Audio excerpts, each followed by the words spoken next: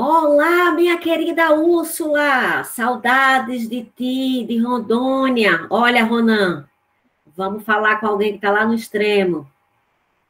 Boa noite, professora. Tudo bem? Coisa boa? Desculpa não participar da outra aula, mas eu estava num município que não tinha internet e eu não consegui assistir. Prometo, vou assistir a aula agora, depois do nosso... Fica tranquila, tá? Não se preocupe com isso. Eu sei que essas coisas ocorrem, tá bom? Sente mesmo sua falta. Vai doer meu coração, porque a internet não ia nem com reza brava. Que bom que estamos aqui numa sexta-feira, olha só, para falarmos de especiarias. Que é um tema, gente, que eu adoro. Adoro, adoro, adoro. Eu viajo no mundo das especiarias, porque a gente, da área de alimentos, a gente acaba estudando também um pouco de compreensão do mundo por meio das especiarias, não é? Se a gente pegar a história do mundo mesmo, e do Brasil, então, ela sendo contada não na perspectiva das grandes navegações, não é? Mas na perspectiva de como as especiarias moveram todo esse percurso, não é, de busca por elas, né, o caminho para Índias de uma maneira alternativa, não é? É fantástico, assim, eu fico encantada com a história. Eu vou dizer a vocês, eu não me canso de ler as histórias das especiarias, e pensando nesse curso, pensando nas turmas que essa semana a gente iniciou esse tema, não é? Porque eu tenho turma desse curso em turno na manhã e na tarde, e eu fui dar uma pesquisada, que é que se tem alguma coisa diferente, interessante, e com essas aulas online, olha que eu achei uma aula de um professor de história sobre as especiarias, esse professor de história da UFSC, que ele criou um canal, gravou a aula, né? Que nem o Juscelio também, o Juscelio tem um canal maravilhoso de diversas aulas, eu já assisti várias lá, não sei se ele sabe, mas eu já assisti. Legal, não sabia, primeiro poder. Aulas muito boas de vinho, de análise sensorial.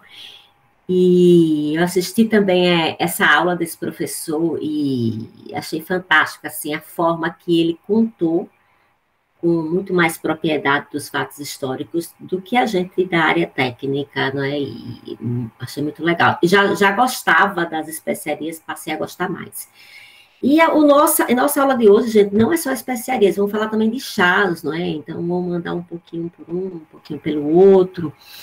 E nós vamos descobrir também que, ao contrário das especiarias que eram procuradas, né, e movimentaram todo o planeta, né, os chás não, já existia um certo cuidado, né, porque o consumo de chás, ele não estava só associado ao consumo de drogas, não é, como eram conhecidos, né, as especiarias também tinham essa característica de drogas.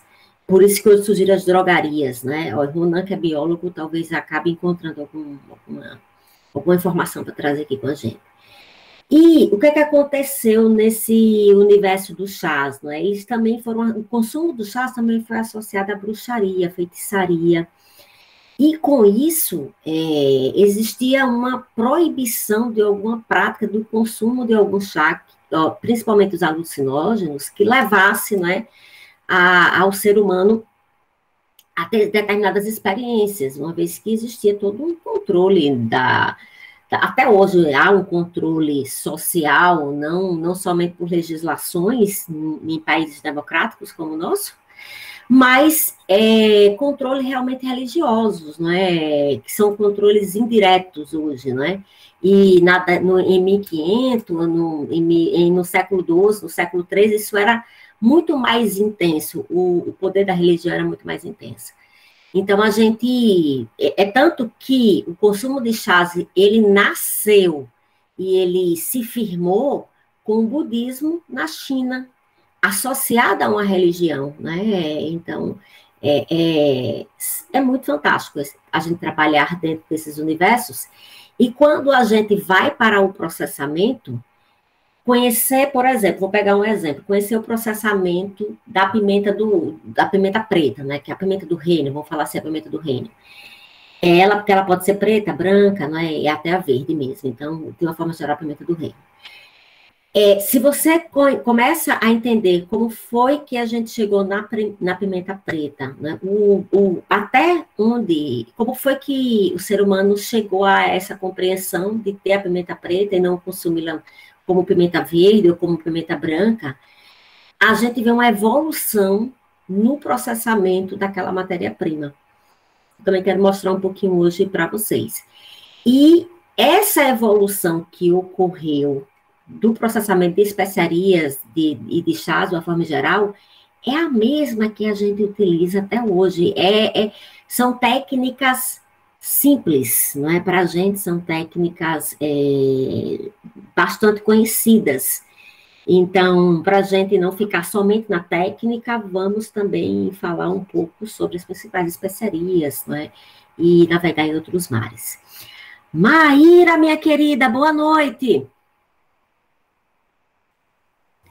Boa noite, professora. Boa noite a todos. Feliz de minha conterrânea estar por aqui, meus conterrâneos. Obrigada. Então, vou começar a nossa aula, tá, gente? Interrompam, se quiserem, por favor. Participem, fiquem muito à vontade, tá? Deixa eu ir para lá.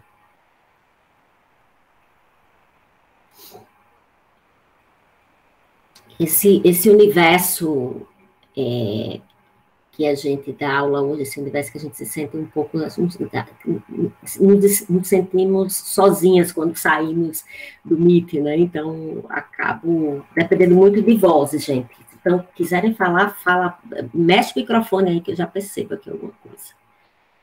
Então, para a gente navegar nas especiarias, que existe uma diferença muito sutil de especiarias em temperos, nós vamos avaliar pela legislação, e antes de entrar no tema mais técnico, eu vou voltar aqui para mostrar algumas coisas, né? O que é que aconteceu, né, nessa rota das especiarias, né? Só para a gente navegar um pouquinho na compreensão de como as especiarias foram importantes e ainda são. E a gente vai falar de preço também, de custos das especiarias, e eu acabei também focando na especiaria mais cara que a gente tem aqui no mundo. E quem já souber, já escreve aí no chat qual é a especiaria mais cara, né? Nós temos dois pontos-alvos aqui na nossa aula. Uma especiaria mais cara do mundo, sempre foi até hoje e a especiaria mais consumida no mundo também. E o que é que nós vamos descobrir? Nosso país é maravilhoso, nosso continente, ele é maravilhoso, e mais uma vez ele vai dar o ar da sua grandeza, quando ele demonstra o potencial que ele tem de produzir essas especiarias. Não todas, né, mas algumas que são bem interessantes e bem consumidas no mundo inteiro. Então, ali, no século XV, exatamente em 1452, a Constantinopla, ela foi tomada, né, pelos turcos otomanos, que são os povos bizantinos. E nessa tomada, eles fecharam, né, o comércio que existia entre a Índia, a China e a Europa. E quem tomava conta desse comércio, quem ganhava muito dinheiro nesse comércio entre o Oriente e a Europa, né, entre o Oriente e o Ocidente, em especial com as especiarias, eram os italianos. Então, os italianos, eles eram chamados de atravessadores, não é? Eram eles que compravam as especiarias e vendiam ali para Portugal, para a Espanha, deixa eu ver onde é que eu estou aqui. E com a tomada de Constantinopla, essas especiarias, gente, elas ficaram caríssimas, porque não tinha mais como existir a relação entre o Oriente e o Ocidente, uma vez que os muçulmanos não tinham boas relações comerciais com o Oriente, a China e a Índia, de uma forma geral. Restaram aos europeus tentarem encontrar um caminho alternativo para chegar nas Índias, né? Porém, gente, nesse mesmo período, século XIV, século XV, existia a ideia de que a Terra era plana. E como a Terra era plana, se os navegadores eles fossem além do mar, eles poderiam cair no precipício, né? Além disso, existiam mitos de monstros que viviam nos mares, redemoinhos. Então, tudo isso deixava os grandes marinheiros com receios de perderem sua vida. Nessa mesma época, surgiram dois cientistas, o Galileu e o... Acabei esquecendo o nome do outro. Que eles disseram, não, a Terra é redonda e se for navegar, ninguém vai cair no abismo, no precipício. E esses grandes navegadores, alguns deles acreditaram, Vasco da Gama é um deles, né, Cristóvão Colombo é outro, e eles procuraram um caminho alternativo, né, para as Índias. Tem um mapa bem legal que mostra os caminhos que eles fizeram. E nessa rota, um pouco mais de... Esse é o nome da novela, gente. Aqui, um pouco mais de um mês, não é? Então, a gente percebe... Deixa eu ver se eu consigo ampliar esse mapa. Em um pouco mais de um mês, o Pedro Álvares... Opa, vai lá, Paula. Nada. Então, deixa eu voltar. E nessa procura pelo caminho das Índias, eles acabam chegando aqui no nosso continente. E olha que engraçado, tem uma confusão terrível nessa chegada dos portugueses aqui. Eles encontraram a pimenta malagueta, né? A pimenta da Jamaica, a pimenta jalapenha, quer dizer, não é da Jamaica, a pimenta jalapenha, a chile, e eles também chamaram de pimenta do reino, que era a pimenta do reino da Índia, eles também chamaram de pimenta. E nessa confusão que o nome não foi alterado, a história acabou escrevendo como se fossem as mesmas pimentas.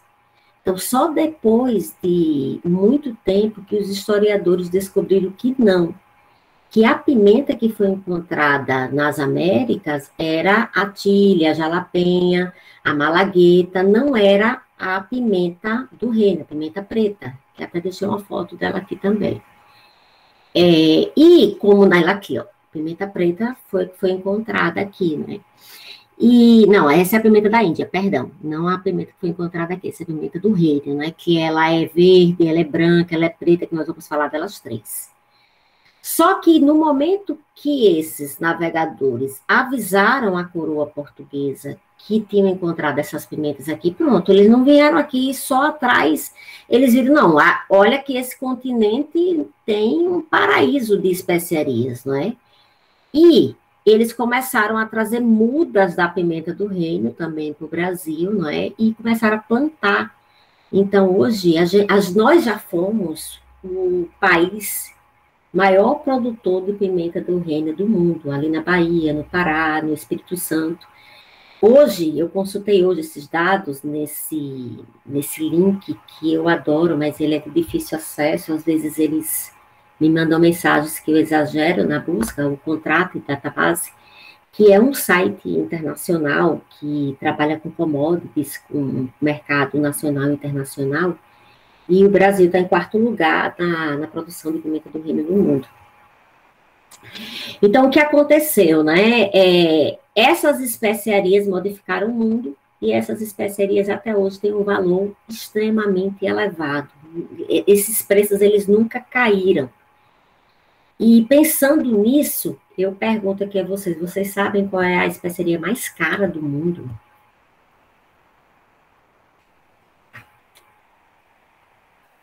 Ninguém quer arriscar? Eu não sei, eu estou acostumado a pegar pimenta rosa, que é a aroeira, e ela já é cara, né? Então eu vou na árvore, geralmente eu já faço a colheita para mim do ano. Mas assim, de cabeça, a mais cara eu não sei. Porque tem muitas especiarias que são caras, né? As pimentas do reino são caras, essa daí em grande escala, né? Então a gente vai. Daí é difícil saber. Porque tempero, cada um tem o seu charme, né? E daí ficou nisso, porque cada um tem o seu sabor, e daí ficou o preço lá em cima. Maravilha.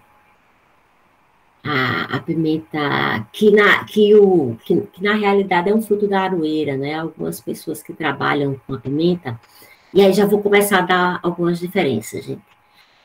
A pimenta do reino, o composto ativo principal é a piperina, que é a piperigrin. A pimenta chile, a pimenta que foi encontrada aqui nas Américas, o princípio ativo é a capsina. Porém, quimicamente falando, elas são bem parecidas, a estrutura química é bem parecida. Então, o sabor de picância, apesar de ser diferente, eles são saborosos e também lembram pimenta, né? E o que é que acontece com a pimenta rosa? Ela não está dentro desses dois princípios ativos, então por isso que eles questionam a pimenta rosa ser chamada de pimenta. Mas eu, particularmente, procuro valorizar a matéria-prima que a gente tem.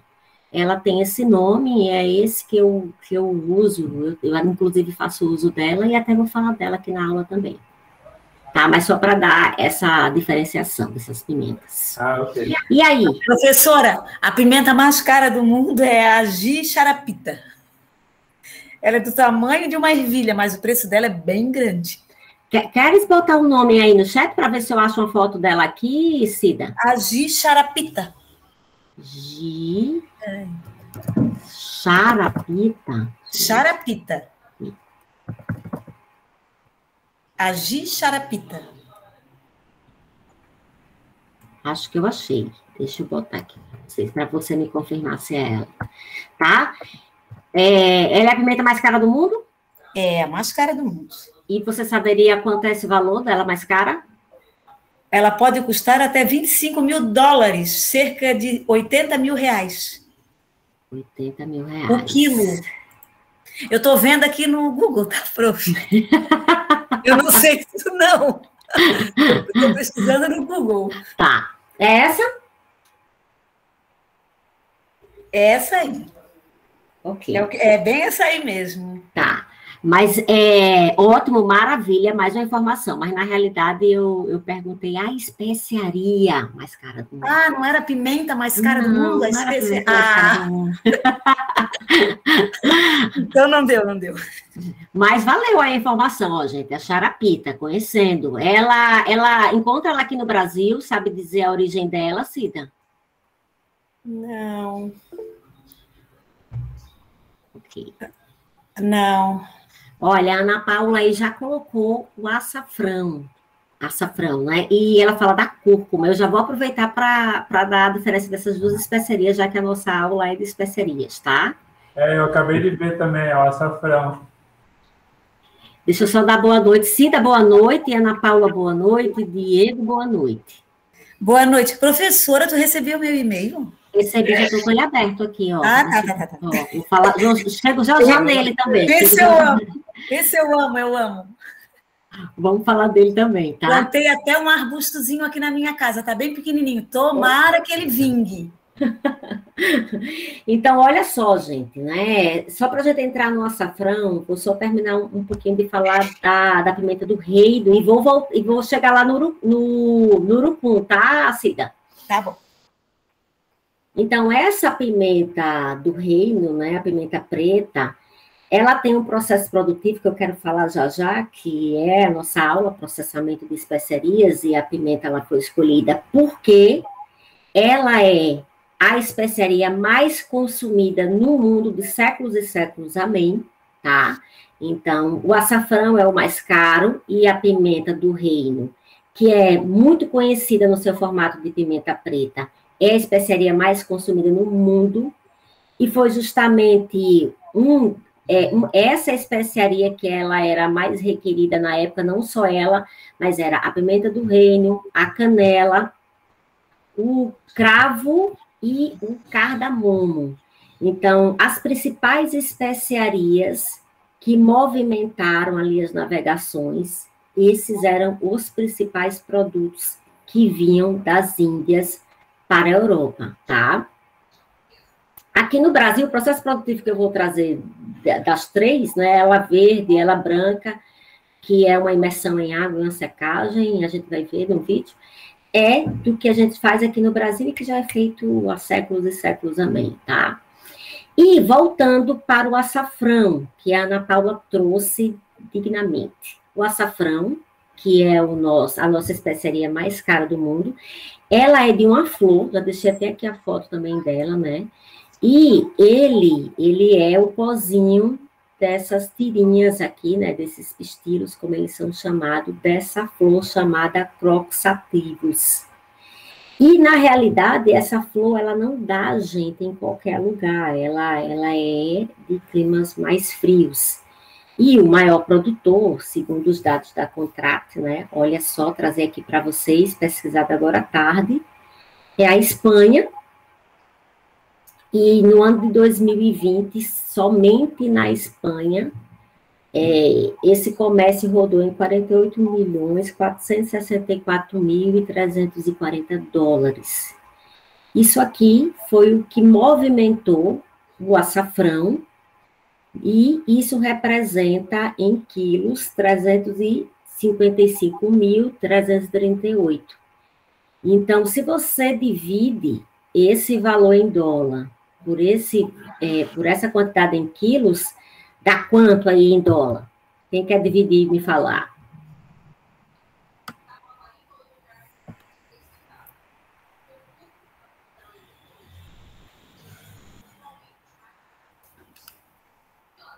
Sai mais barato do que a pimenta que você trouxe, viu, Cida? Sai mais barato do que a charapita. Eu não vi os números ali, aí não tem como fazer, não Deixa enxergo. comigo. Então, eu já fiz, é claro, né, que eu já pensei nessa aula para vocês. Dá aproximadamente 168 dólares, o que dá hoje, considerando que o dólar seja R$5, aproximadamente R$700 o quilo do açafrão que a gente compra e consome aqui no Brasil.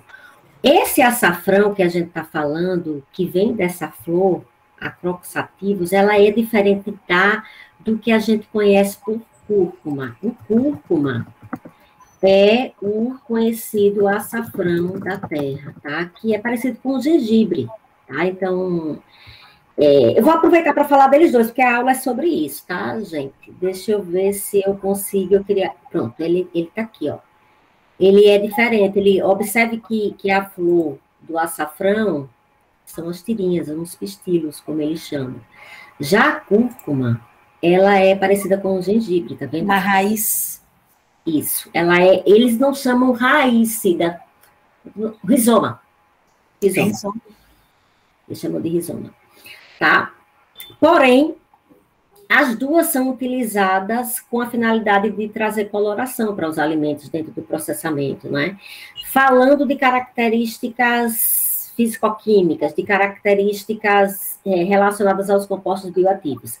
As especiarias, de uma forma em geral, vem uma discussão que eu vou deixar, eu quero que vocês pensem e também me respondam. Existe uma discussão entre os historiadores, e eu não vou ter resposta também, mas vou deixar a discussão aqui, qual era a principal importância dessas especiarias na Europa, tá? E aí se divide em: será que a maior importância dessas especiarias era realmente a conservação dos alimentos, o uso dessas especiarias na produção dos alimentos, ou a importância dessas especiarias também estava relacionada às questões medicamentosas, né, de combate a doenças?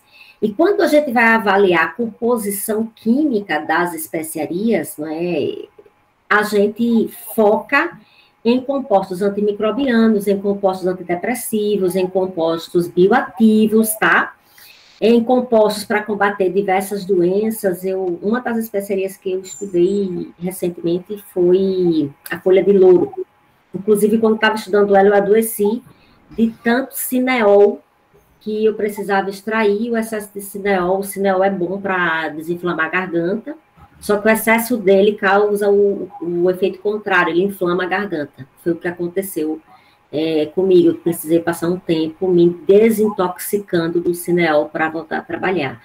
Então, a grande riqueza, seja da cúrcuma, seja do açafrão, é a composição química que eles têm, dentre elas os compostos bioativos, que ajudam a combater os radicais livres, ajuda a combater bactérias, influencia no sistema antidepressivo do nosso organismo, tem diversas funções. A gente ainda sabe muito pouco sobre os compostos bioativos, tá? E a minha intenção em estudar o cineol é justamente dentro dessa perspectiva. Por exemplo, não existe recomendação diária ou quanto é que a gente deveria consumir de compostos bioativos. E falando em compostos bioativos, né, o vinho também, né, Juscelio, rico em compostos bioativos. Queres falar alguma coisa sobre? Não se sinta pressionado, colega. Não sei se você está aí. Aí, Paula, os cachorros atiram bem na hora que falou alguma coisa. Eu entendi o vinho, fui tentar escutar. Deixa eu aumentar um pouco. Riquíssimo em compostos bioativos. É que chegou gente bem agora.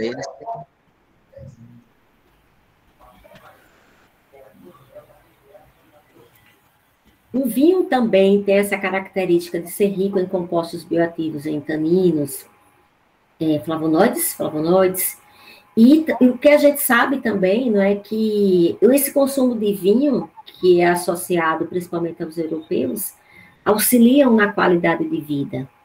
Porém, nós não temos valores fixos que devem ser consumidos diariamente, e isso também pode variar de uma pessoa para outra. Isso não é uma característica só do consumo de especiarias ou característica própria das especiarias, não é? Por exemplo, bebidas também possuem essas características. Sim?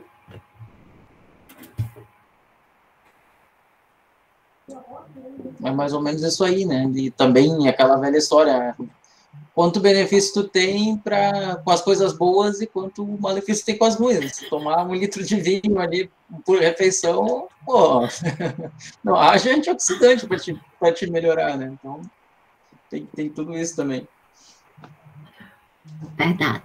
E esse consumo, né, dessas substâncias químicas, das especiarias em formato de chá, gente, também existem preocupações, porque uma vez que a gente não tem o controle da ingestão dessas substâncias que são benéficas em quantidades ínfimas, em quantidades pequenas, não é?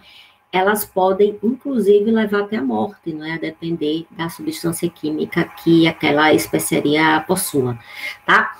Existem substâncias antinutricionais ou o excesso delas que podem fazer o efeito contrário. Então, caminhar dentro das especiarias, dos temperos, dos chás, a gente vai estar entrando nessas discussões, né, nessas compreensões desses excessos, tá? Ana Paula compreendeu ali a diferença da cúrcuma e do açafrão?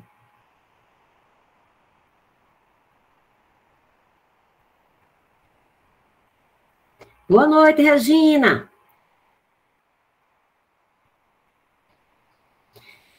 Cida, e eu vou... Boa noite, professora. Seja bem-vinda, tá? Cida, e eu vou lá para o nosso urucum. Queres falar um pouquinho dele? Quero. Fala.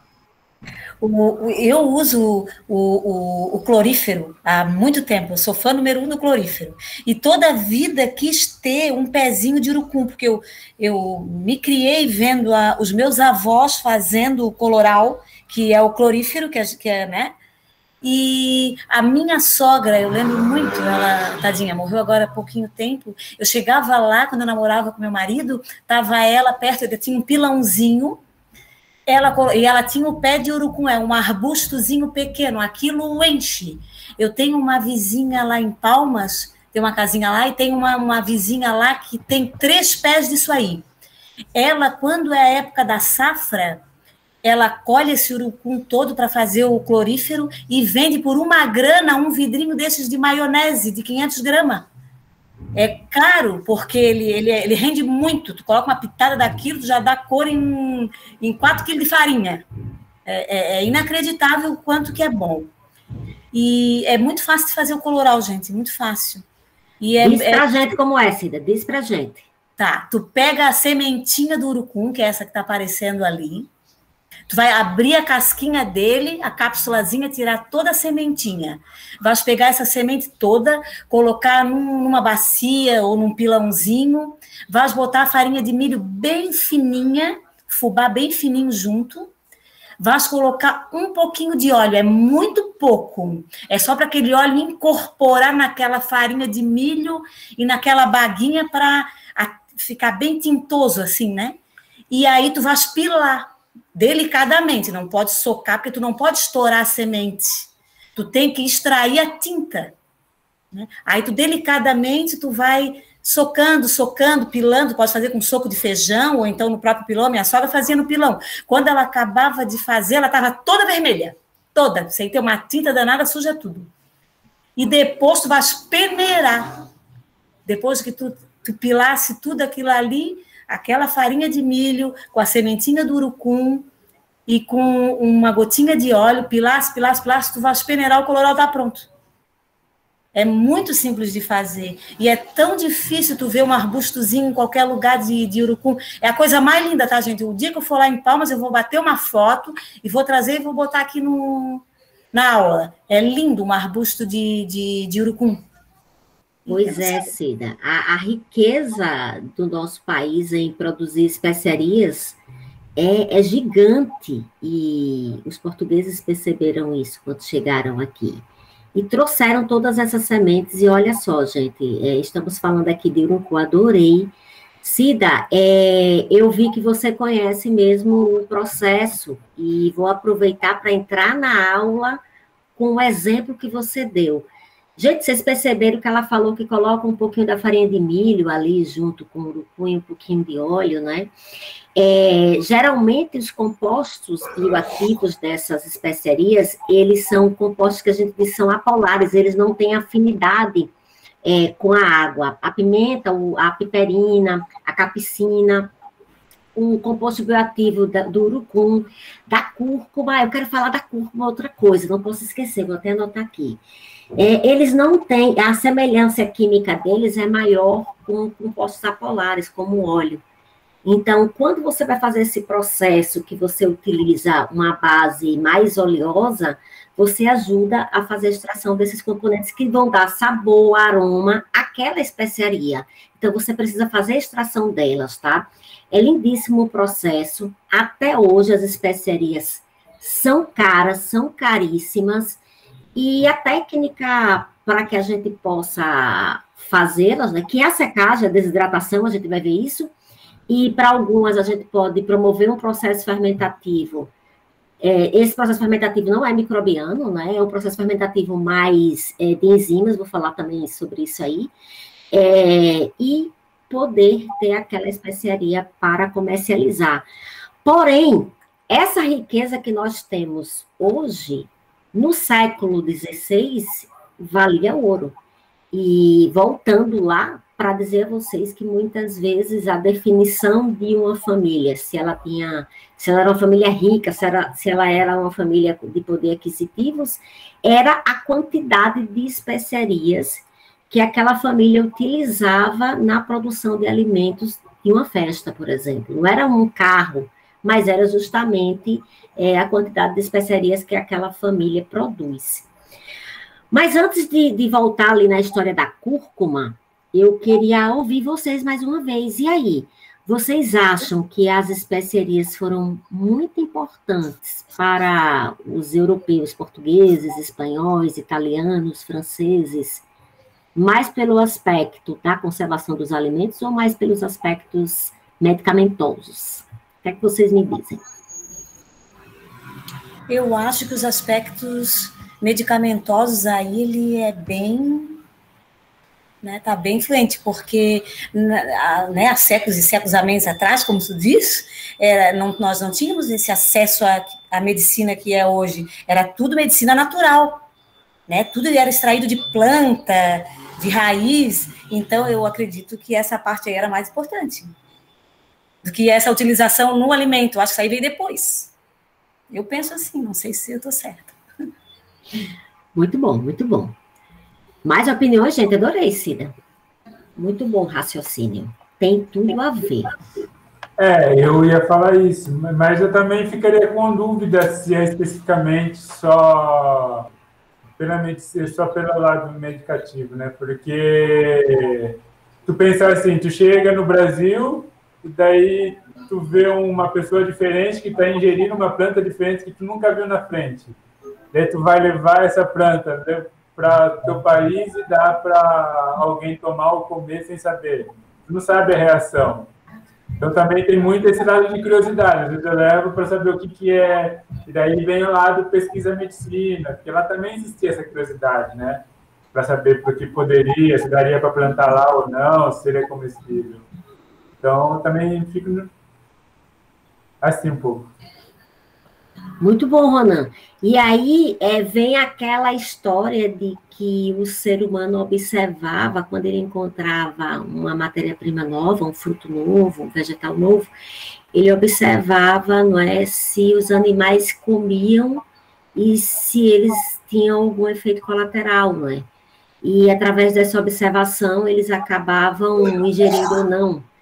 E foi justamente isso também que foi observado aqui nas Américas, né? Quando esses portugueses e espanhóis chegaram aqui, eles observaram que, como foram chamados de índios, porque eles achavam que tinha chegado na Índia, né, e não nas Américas, se alimentavam e perceberam que eles ingeriam essa matéria-prima. Tá? Então, só para ajudar aí a pensar sobre isso. E vou deixar mais algumas respostas, tá? Não vou ter resposta, como eu falei, vou trazer as explicações. Já se conhecia nessa época a conservação do alimento por óleo, que são as conservas marinadas, ou a conservação de alimentos por sal. Então, era uma situação tão difícil que os europeus passaram nesse período, né, com a queda, com a tomada de Constantinopla pelo Império ali, turco-otomano, que gastar dinheiro para preservar um alimento por meio das especiarias, sabendo que aquelas especiarias eram tão caras, era melhor ter dinheiro para comprar matéria-prima nova, matéria-prima recente, e não necessariamente mascarar um sabor de deterioração que o alimento poderia ter com o passar do tempo. Né? Para quem tinha dinheiro, talvez saísse mais barato realmente comprar uma nova matéria-prima e não usar a especiaria para fazer a conservação daquele alimento, podendo usar a especiaria, por exemplo, para a cura de alguma doença que eles estavam passando naquele momento. Então, porém, né, para a área de alimentos, né, a gente consegue, né, a gente tenta, né, trazer, e realmente o caminho é essa questão da valorização dessas especiarias, que hoje elas são usadas para conservação, e eu digo a vocês assim, eu queria muito que várias delas fossem o suficiente para a gente conservar alguns alimentos, entre eles, por exemplo, carne. A gente precisa substituir alguns aditivos químicos por substâncias naturais, e uma das saídas que já foi pensada é o uso das especiarias. Só que já foram feitas várias pesquisas, que a gente sabe que existe até uma resposta promissora da ação antimicrobiana dessas especiarias, porém, para a gente ter uma resposta com maior segurança, a quantidade utilizada daquelas especiarias ou do mix de especiaria chega a ser tão elevado que altera o sabor sensorial do alimento. Então, provavelmente, essa valorização maior das especiarias realmente, como a Cida colocou, esteja muito mais associada à sua função medicamentosa. Ok, gente? E aí vamos para... Oi, Ronan. Não, eu ia falar ok. Vamos para as nossas legislações, gente. Olha o que é que nós vamos descobrir. Nós temos uma legislação brasileira para falar de especiarias, e vou aproveitar uma explicação que a Cida deu aqui maravilhosa para a gente conseguir o coloral. Eu chamo coloral, eu acho que aqui o pessoal chama corante, tá? A especiaria em si é apenas a parte vegetal, seja uma raiz, seja um rizoma, seja um bulbo, seja uma casca, folhas, frutos, sementes, talos. E uma outra coisa, a legislação, ela determina que é de origem vegetal. A gente sabe que alguns insetos, por exemplo, eles são utilizados como especiarias, porém, dentro da legislação brasileira, eles não são permitidos serem consumidos como especiarias, tá? Só para deixar isso aí como informação, tá? E os temperos é a especiaria misturada com um outro ingrediente.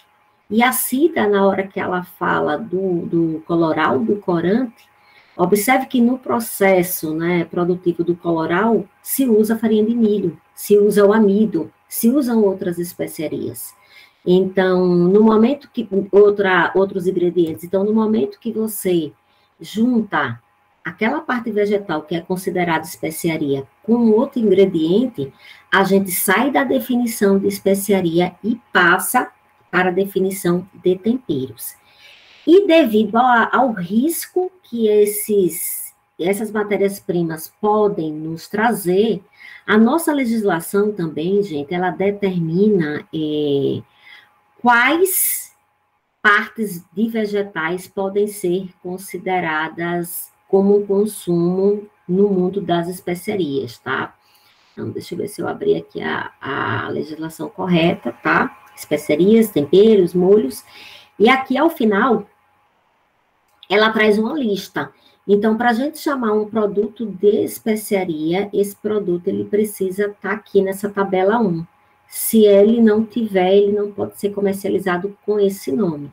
E tá aqui o açafrão, tá? Que são os estigmas florais, como eu mostrei ali a vocês a foto, a croxativos, e o alecrim, a alcaparra, alho, vou mostrar alguns interessantes, tá? O alho poró, tá? O cardamomo, olha ele aqui, tá? O cravo da Índia, que é uma das especiarias mais consumidas no mundo, tanto o cravo quanto a canela.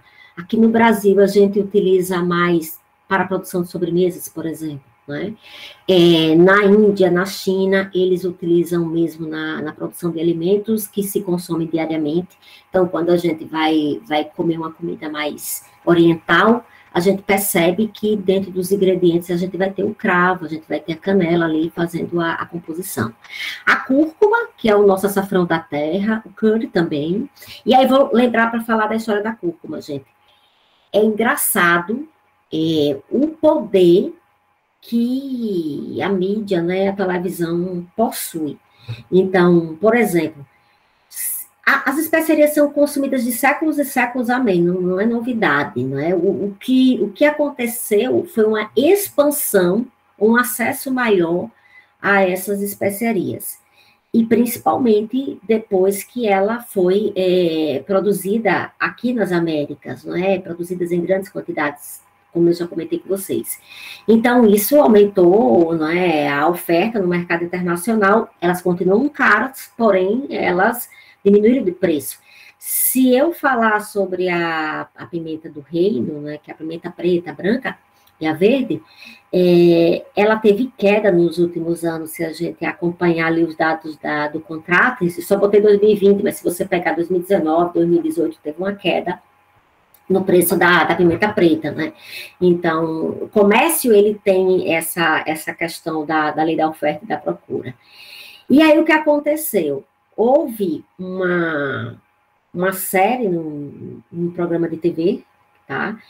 e numa sexta-feira à noite, e falou dos compostos bioativos da cúrcuma, que não é só a cúrcuma que tem, não é só o açafrão da terra que possui compostos bioativos.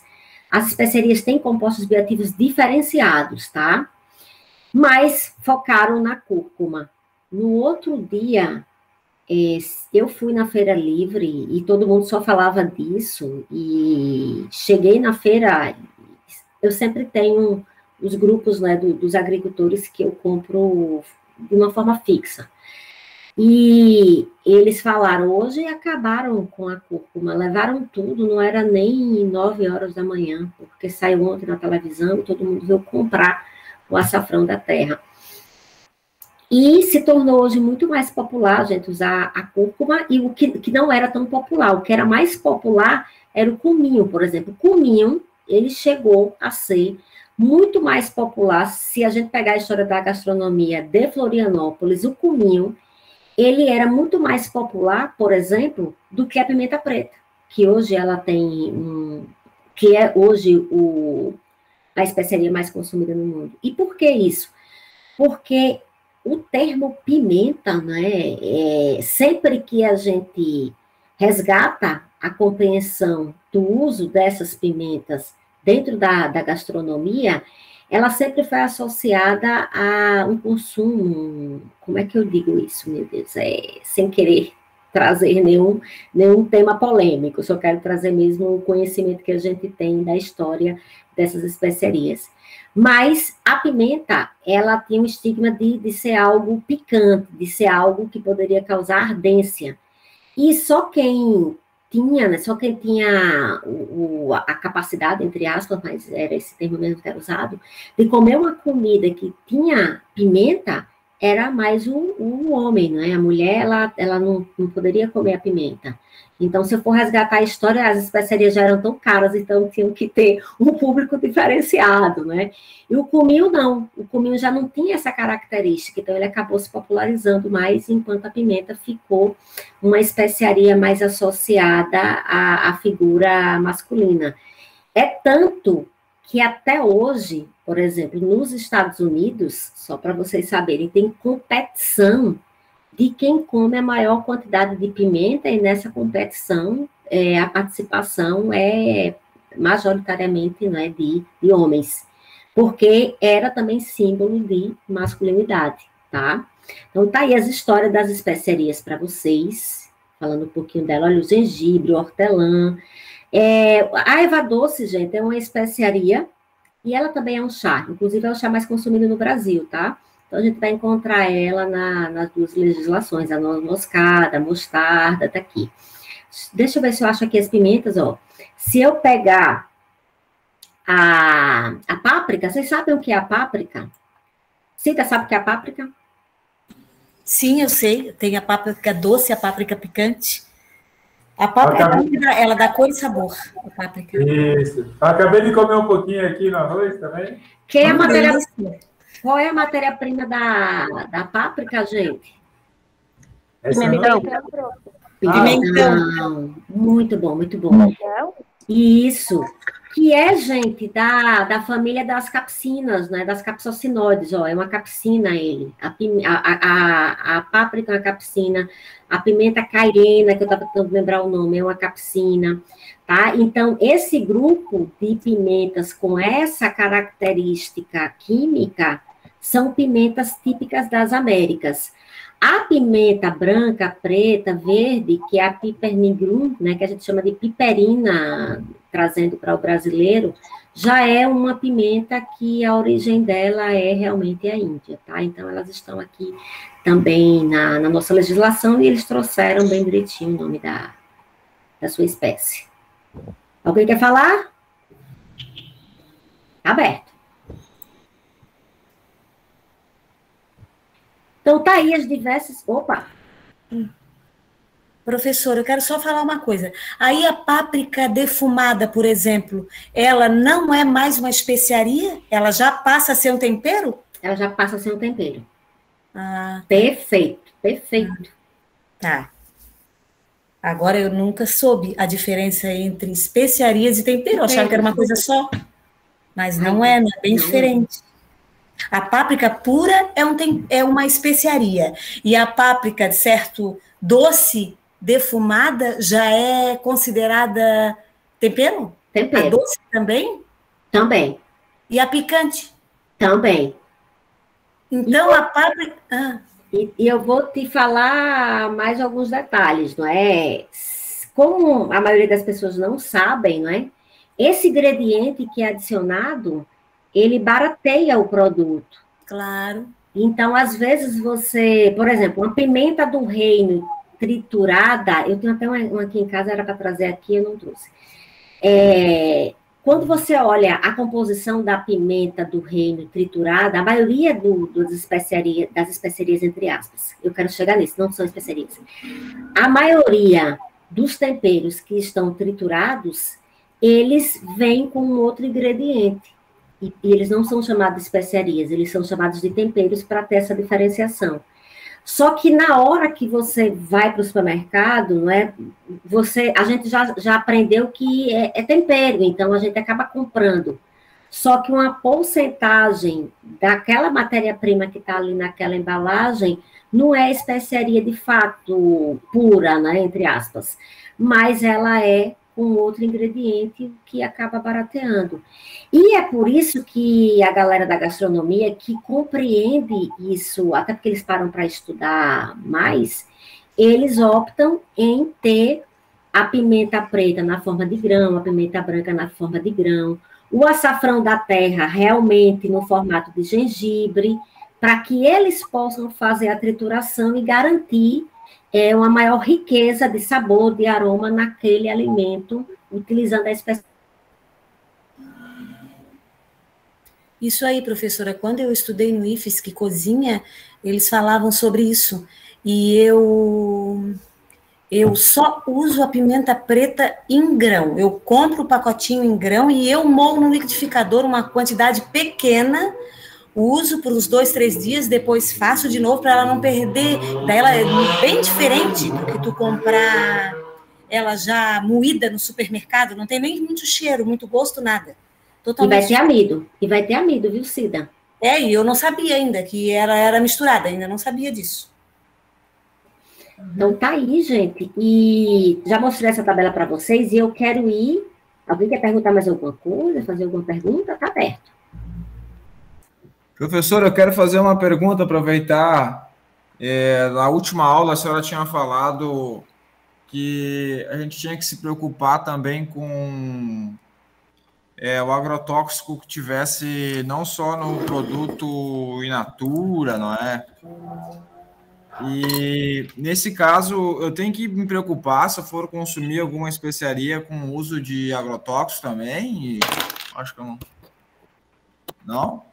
Infelizmente, Diego, a maioria, principalmente os que são produzidos em grandes quantidades, sim. Infelizmente.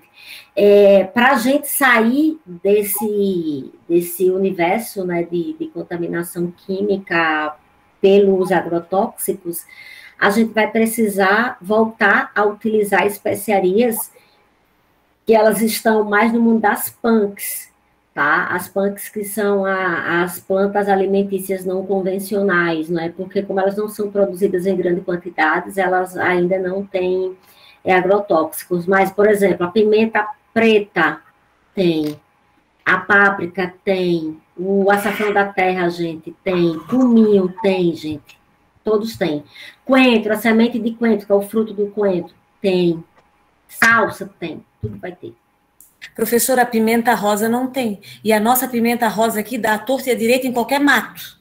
Inclusive, na casa da minha mãe tem um pé, lá em Palmas, é cheio pela beirada da estrada, e eu colho e deixo ela secar no sol ou em cima do forno, quando eu acho muita coisa, então ela fica secando ali em cima do forno. Mas isso aí, ela não tem agrotóxico, tudo bem, mas é uma coisa que não dá para fazer limpeza, né? Eu moo ela do jeito que eu colho. E consumo assim, não tem como limpar uma pimenta rosa. Aí se tiver alguma sujeira ali, alguma coisa, tá comendo também. Vamos torcer que as capsinas ataquem ela. Tomara. eu como pimenta rosa há um tempão e trituro ela e fico usando um tempão, quando é época, eu cato, eu amo. Aí eu vou catando, eu sou a louca da pimenta. Aí eu cato a pimenta, seco, deixo ela bem sequinha, depois passo no liquidificador e guardo. Eu guardo, porque ela dá só um tempo. Agora não é a época dela, já passou.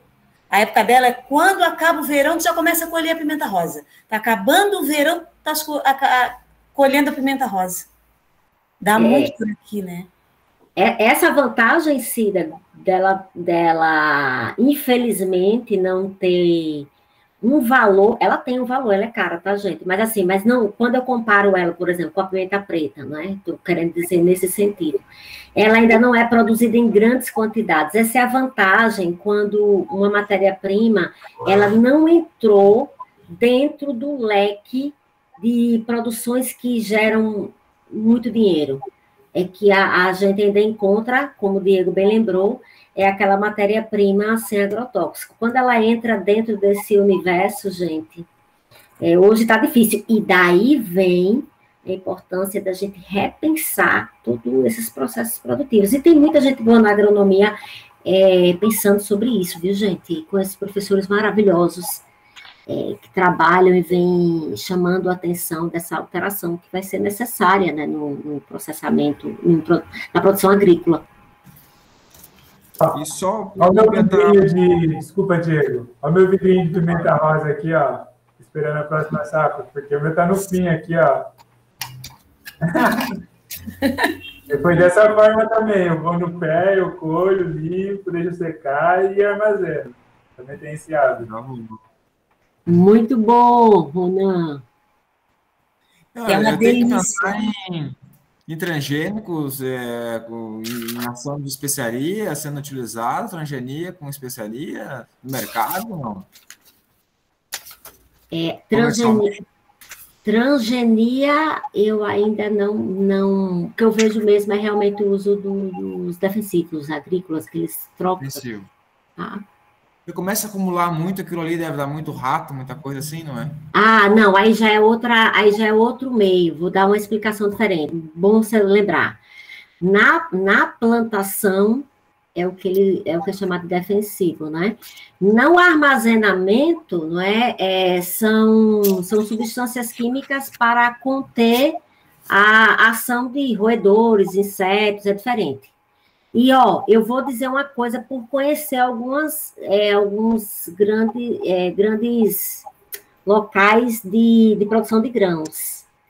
Se não tivesse, ia perder a produção. Porque, gente, é uma coisa, assim, absurda de invasão de insetos, de roedores em geral. Úrsula, não sei se está aí e queira falar, está à vontade também. É gritante, assim, é gritante. Obrigado. Oi, Lu! Tudo bem?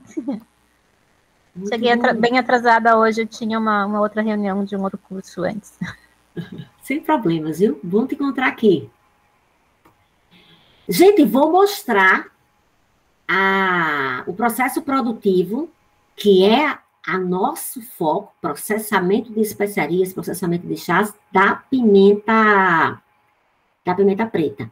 Mas antes, eu não mostrei, acabei esquecendo na hora que eu vim descendo aqui, Quando eu pego a pimenta preta, né, a pimenta preta, a pimenta verde, a pimenta do reino, como ela é chamada, a pimenta branca, o princípio ativo é a piperina, que é o pipernigrin. Quando eu pego a pimenta caiena, a pimenta vermelha, observe que são os capsaicinoides, cápsulo, e aí muda, não é, o que a gente chama de variedade. Quando eu pego a pimenta rosa, observem que o princípio ativo é outro. E aí, é por causa disso que, às vezes, mas não é uma pimenta verdadeira. Mas ela tem seu valor, gente. A gente utiliza ela tem um sabor também bem saboroso. E a picância dela é menor, porque o princípio ativo dela é um outro, tá? Só para vocês verem aqui que a nossa legislação deixa bem certinho, traz bem certinho o nome. E vamos lá para o processo produtivo da pimenta do reino, tá? Ele passa, eu não vou passar o vídeo todo, aqui é só para mostrar a vocês, de uma maneira geral, esse processo produtivo, tá? Gente, uma coisa que eu vou aproveitar, que eu já estou familiarizada com essa turma, daí eu vou aproveitar para criticar, viu? É assim, ó, vender especiarias, consumir especiarias, são coisas de séculos e séculos, amém. E quando os portugueses vieram para o Brasil, eles também produziram especiarias, tá? O açúcar, inclusive, gente, já foi considerado uma especiaria, tá? Porém, considerar a pimenta do reino uma especiaria que gerasse renda, de fato, na formação de cooperativas, por exemplo, que é o caso daqui, e desse exemplo aqui que eu estou trazendo, isso só foi acontecer, gente, no século XX. Então, observe como foi demorado, não é? A capacidade que a gente tinha de produzir grandes quantidades, por exemplo, da pimenta do reino, e gerar renda mesmo para o brasileiro, tá? Então, aqui ele vai mostrar a produção, né, a plantação da pimenta do reino, ele vai mostrar ela aqui, ó, o que é chamado da pimenta verde. A pimenta verde geralmente é utilizada para fazer conservas marinadas, que é aqui, tá aí, né, tirada ainda verde do pé. Opa, deixa eu só mostrar aqui uma foto bem legal dela, tá? Ela tá aí, tá? Ó, que bom que eu peguei essa imagem, gente. Só para aproveitar para mostrar para vocês. Ela ainda verdinha, que aí a gente tira a picância dela, ainda não é tão desenvolvida, e aí faz a conserva. E aí a gente deixa essa pimenta no pé por mais tempo, olha como ela começa a virar a pimenta preta. E você termina esse processo de secagem depois que a gente tira do pé, tá? Então, só para vocês perceberem aí o mesmo fruto. A pimenta branca, ele passa bem rapidamente o processo produtivo da pimenta branca, mas eu quero falar para vocês e explicar bem direitinho.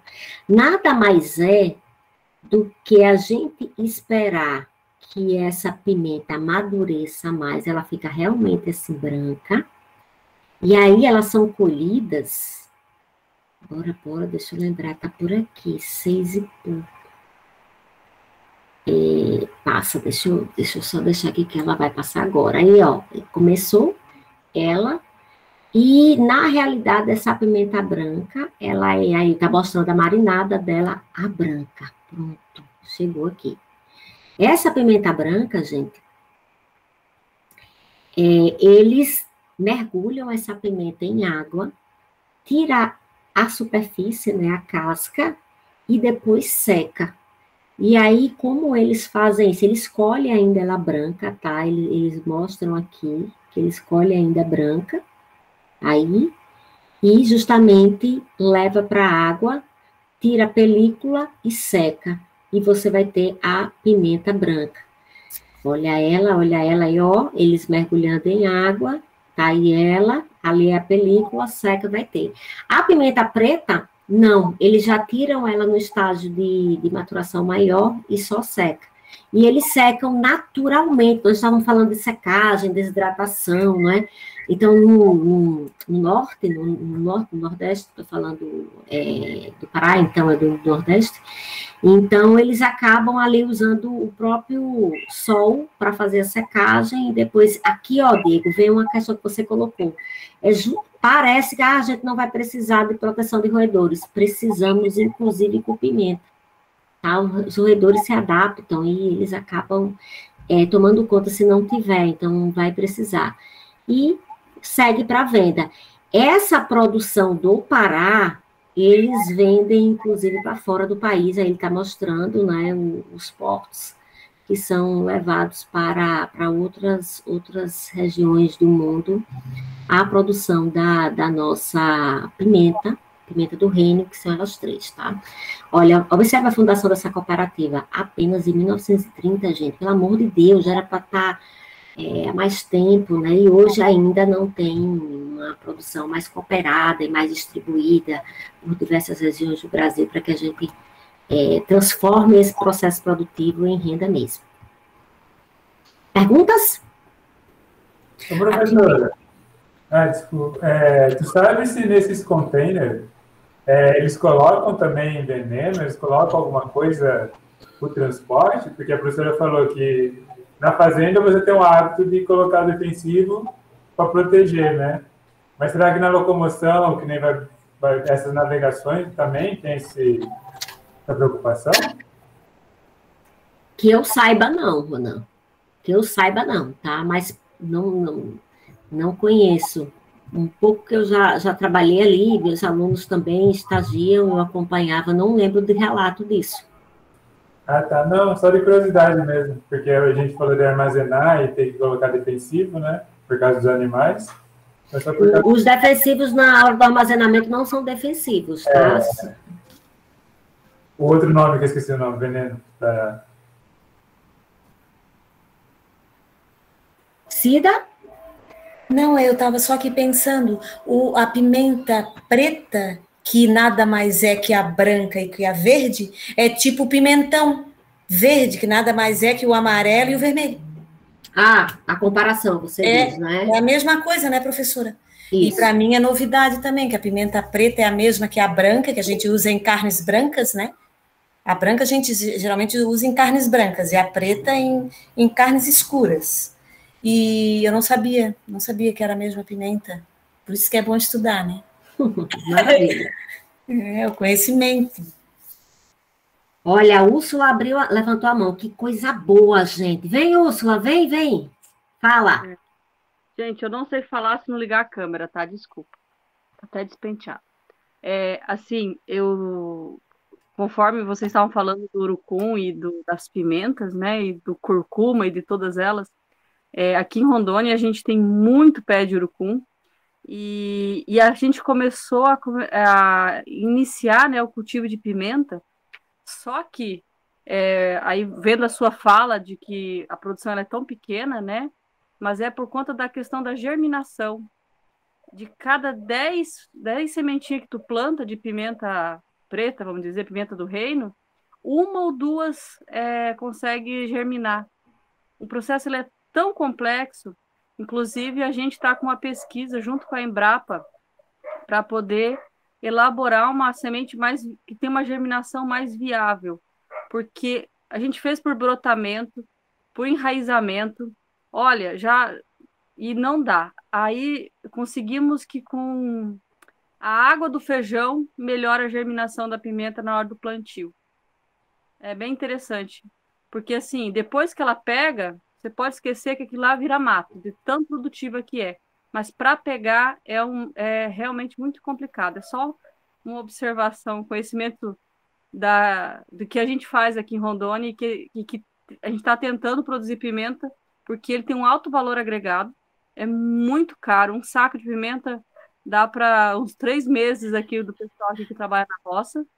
E a germinação ainda é o gargalo, ainda é o pé de Aquiles, né? O tendão de Aquiles da produção de pimenta. Pelo menos aqui na região a gente ainda não conseguiu elaborar. E se aqui não elaborou, também em outro lugar não vai, porque a tecnologia ela está global já.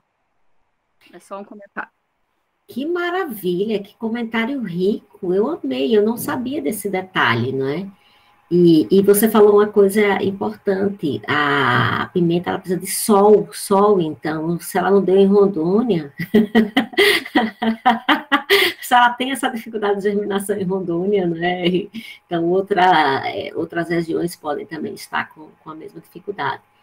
Mas que bom saber. Pois eu me angustio, só ainda não expandiu essa pimenta para gerar renda, olha só a explicação aí. É um dos fatores, né? Deve ter mais. Sim. Obrigada, pode continuar. Eu que agradeço, está aberto. Úrsula, deixa eu fazer uma pergunta para a Úrsula. Que semente de pimenta, da onde que sai a semente para germinar? É a que a gente compra como se fossem grãos ou é uma coisa específica? Não, na realidade, toda a pimenta que a gente compra é de empresa especializada. As últimas que a gente comprou para fazer um talhão foi da Isla. Não fazendo propaganda, mas foi de lá que a gente recolheu.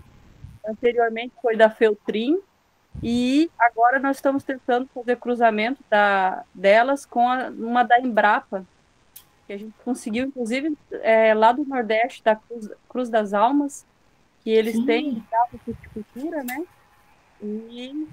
E como pimenta é um fruto, né? Eles também têm esse trabalho, né, para poder fazer a germinação. E está precisando de tudo, um pouquinho, para a gente poder fazer. Mas na isla consegue, viu? Aí você planta sem semente, nasce uma. Mas nasce. Mas nasce. O problema é o valor da semente, muito caro, é quase R$70 o quilo. Ô, Ursula, aproveitando que você comentou sobre germinar semente, mas qual que é o grau de efetividade que eles colocam? Porque para cada 100 uma, e o preço deve ser caro, que nem tu falou. Então, qual a garantia que eu, como produtor, vou ter na plantação? Porque qual a efetividade, né? Deve vir um lado biólogo sem querer ser chato, mas é que você coloca por escala, né? Você vende por escala. Eu te vendo sem semente, tem que ter, no mínimo, 50% de germinação ou 60% de germinação. Mas, Ronan, no pacote está lá. Eles não têm porcentagem de germinação na pimenta por conta disso. Ah, não, obrigado. Só por essa curiosidade mesmo. A certeza é essa, você paga R$70, 100 gramas de pimenta, e você sabe que pode não germinar nenhuma, mas é uma tentativa e erro. A pimenta, ela tem essa inviabilidade, já é genética dela, infelizmente. Ah, que legal, obrigado por essa informação. De nada. Acho que eu nunca vi semente de pimenta para vender, e nenhum pé de pimenta. Boa, muito bom. Muito obrigada, Úrsula, adorei as contribuições. Muito bom. Gente, eu vou lá para os chás, tá? Que também são interessantíssimos. Só para a gente fechar aqui especiarias, tem um site, eu deixei ele aqui, ele está no meu trabalho, tá, gente? Aí na aula. Para quem gosta de cozinhar, tá? Então, eu pedi para o Caio me dar o Caio que vai vir aqui trabalhar com vocês, e especiarias é muito utilizada em carnes, em defumados, a Úrsula colocou aí, é verdade, a páprica é muito utilizada na produção de defumados, de produtos de origem animal, e o Caio me mandou aqui, ó, Paulo, esse link aqui é muito legal para a gente dar dicas de temperos e especiarias de como combinar. Então, estou deixando ele aqui para vocês, porque nós trabalhamos esse curso juntos, né, na turma passada, e a gente acabou construindo esse material e juntamos os nossos conhecimentos. Então, está aqui e está aí, que vocês podem consultar a qualquer momento. Voltando para a nossa aula, vou entrar aqui, é o processo produtivo de especiarias, que eu passei em vídeo, tá? Vou falar um pouco de chás e também vou utilizar da legislação, gente. A legislação também nos define. Eu acho que... Cida, tu está com o microfone aberto ou não? Quer que eu feche? Eu quero. Tá, é um barulho aqui, né? Isso. Obrigada. E o chás também é uma matéria-prima de origem vegetal. E o detalhe do chá, gente, pode ter fermentação ou não. E essa fermentação, ela não é a fermentação que a gente conhece, por exemplo, o iogurte, o kefir, ou uma fermentação para conservas, é uma fermentação diferente, tá? Vou falar um pouquinho dela, tá? Pode ser tostado ou não, e tem que atender esse regulamento técnico, que eu já deixei ele aberto. Por quê? Como eu falei para vocês, os chás, né, a história dos chás, ela surge ali na China, mas aqui no Brasil, na Europa em si, houve problemas entre o consumo de chás e as questões religiosas, então era bem complexo, hoje não. Hoje, chás virou uma bebida, chá gelado, os chás que são oferecidos na escola, a gente toma o chá da tarde, então se popularizou, graças a Deus chegamos nesse entendimento, nessa evolução. E a gente tem uma legislação também para chás, e a preocupação da Anvisa, deixa eu ver onde foi que eu deixei essa legislação, é justamente para que a gente não confunda com medicamentos, tá? E não somente traz a definição de chás, mas também tem uma tabela que determina o que é que pode ser chá. Então, vocês vão encontrar aqui, só para que vocês saiam da aula sabendo que se existe, há um regulamento para isso, eu não vou ler todas, mas deixo aqui, e ela está na aula também, para que vocês saibam quais são os chás, né, que a gente pode considerar chás, que está ali dentro permitido pela legislação. A concentração do sachê também é determinada pela legislação, tá, gente? Porque a gente não pode tomar chás aleatoriamente. Então, os sachês ali, você vai encontrar 10 gramas, 15 gramas, até 25 gramas, a gente acaba encontrando, que é uma quantidade que vai variar de uma matéria-prima para outra, que a gente pode consumir sem ter problemas não esperados, tá? E para falar de chás, deixa eu ver o que eu queria falar. Os chás, eu vou trazer essa definição, mas eu também já quero quebrar ela, tá? No sentido do quê?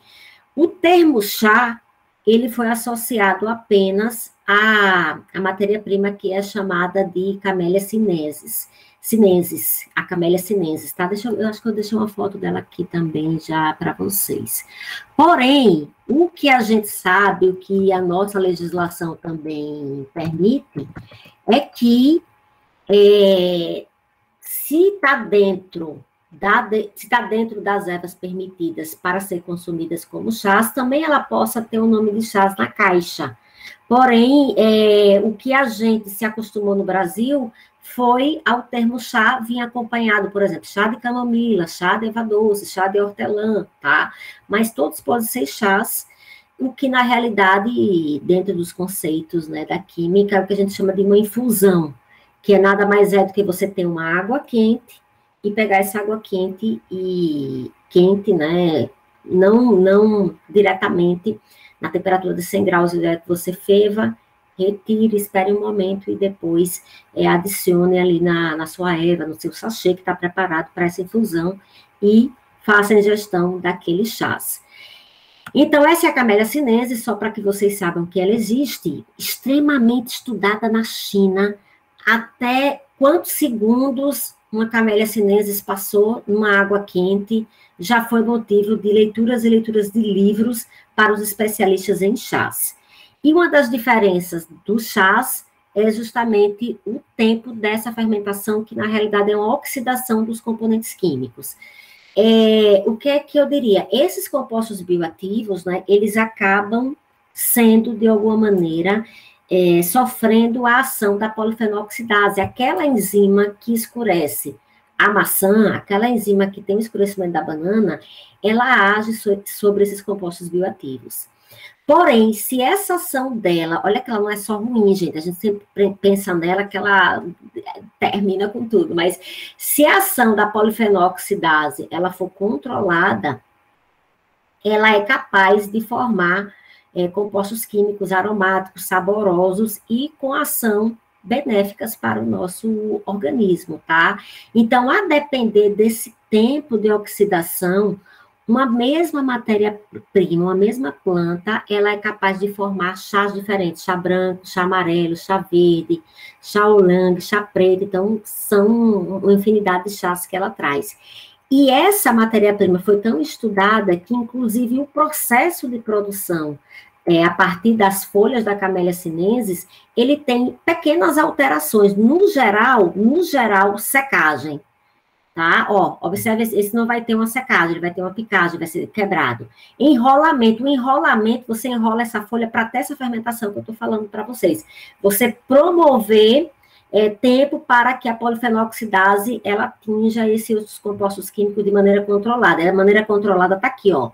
6 horas, 2 horas, então ele vai dar esse controle, volta a secar, essa secagem, essa retirada da água, ela acaba inibindo a ação dessa enzima, tá? E você vai ter diferentes chás.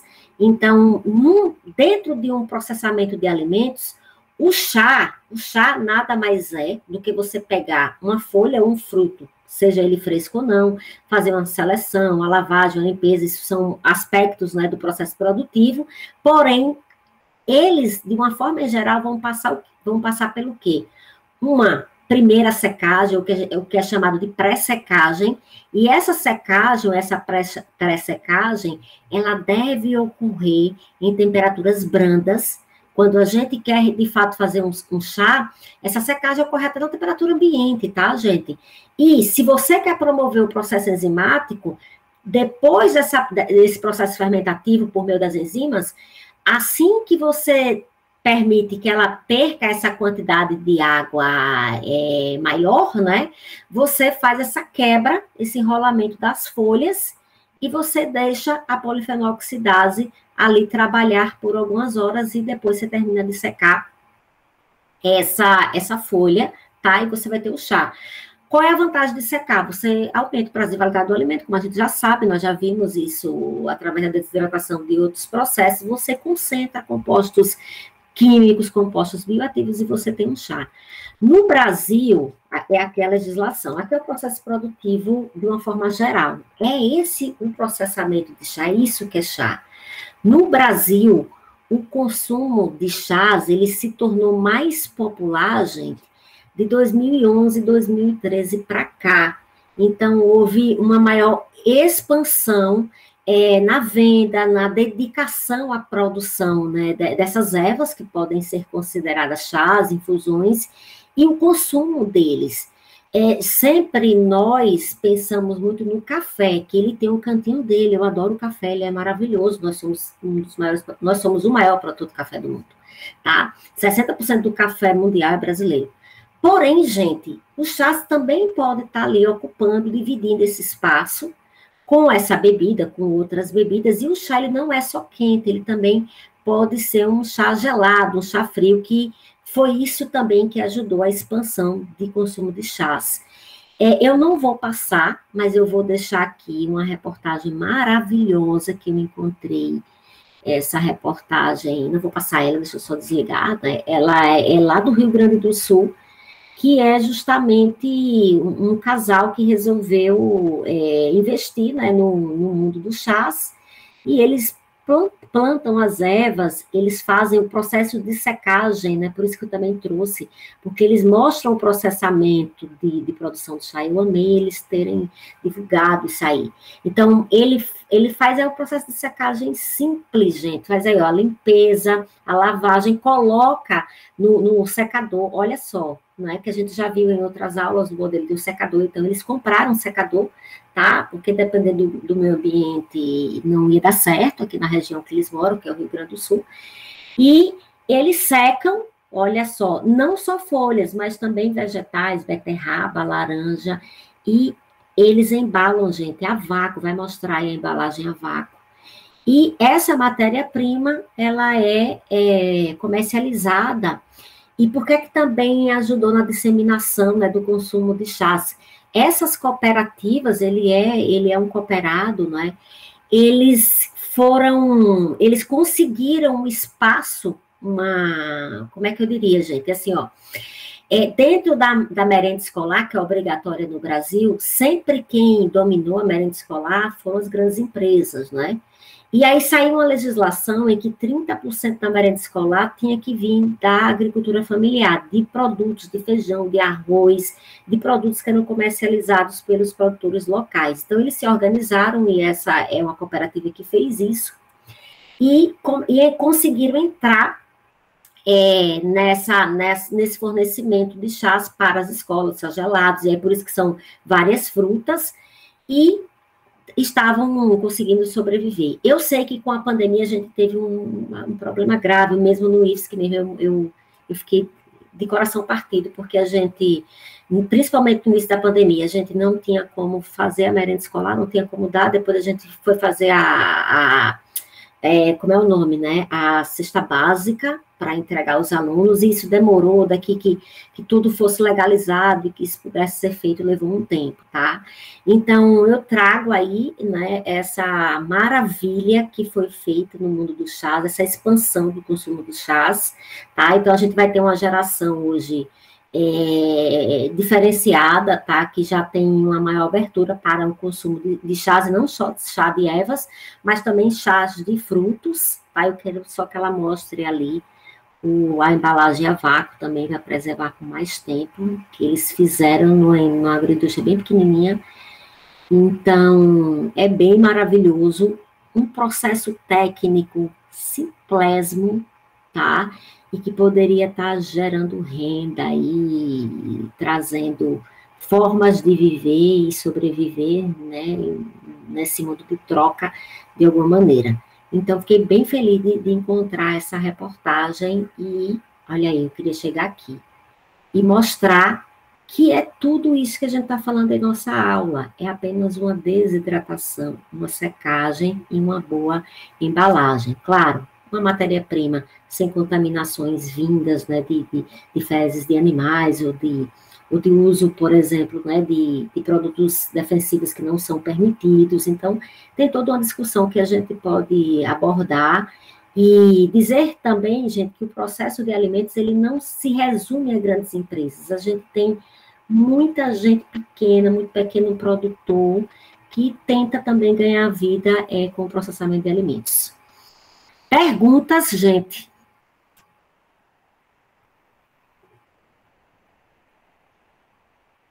Nada? Estamos bem? Eu ia fazer um comentário também. Lá no interior do Rio Grande do Sul tem bastante produtores de chás e especiarias. Até eu tenho aqui que eu guardei, porque eu achei muito interessante, que ela tinha várias coisas bem diferentes. Na cidade de Santo Cristo, no Rio Grande do Sul.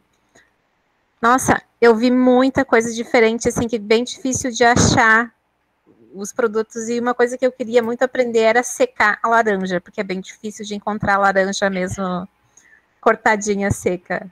É muito raro ter nas casas de chá.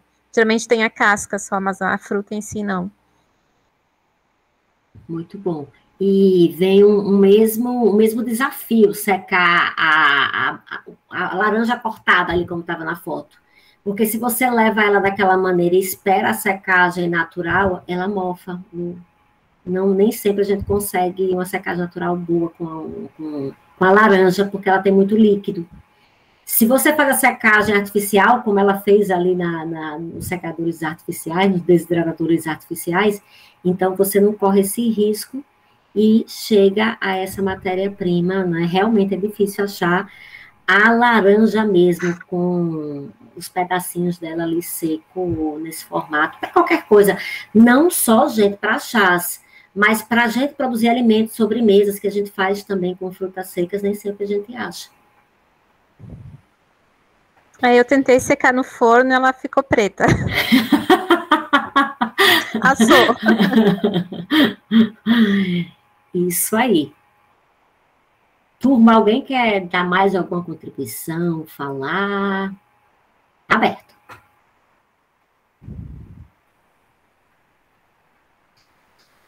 Então, eu acho que é isso. Quero agradecer por nossa noite, espero que tenha deixado aí informações que tenham valido a pena, né, a gente ter ficado aí nessa 1h30. Bom rever vocês, tá? Muito bom, adoro vocês aqui, essa turma é verdade mesmo, gosto de verdade, é uma turma muito madura.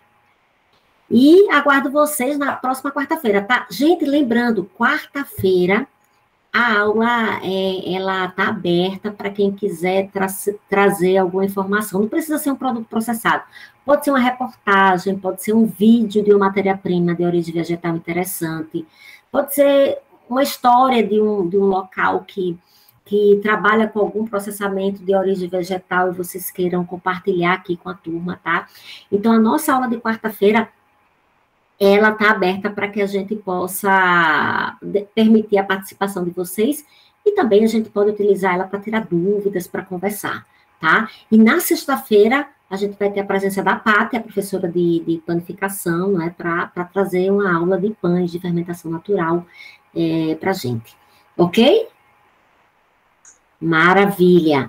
Então, bom final de semana, beijão, viu? Beijo, boa noite. Boa noite. Beijão, obrigado. Boa noite a todos. Boa noite.